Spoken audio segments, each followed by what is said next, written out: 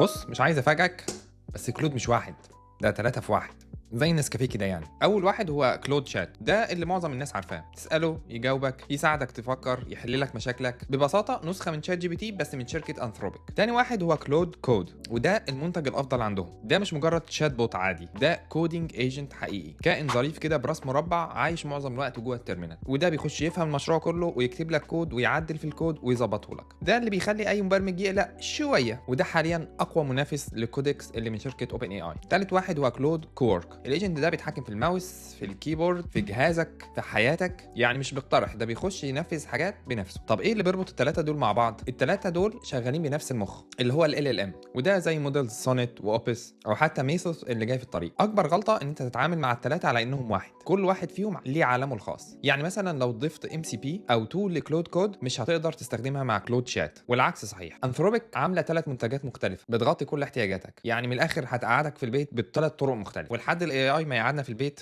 اشوفكم على خير.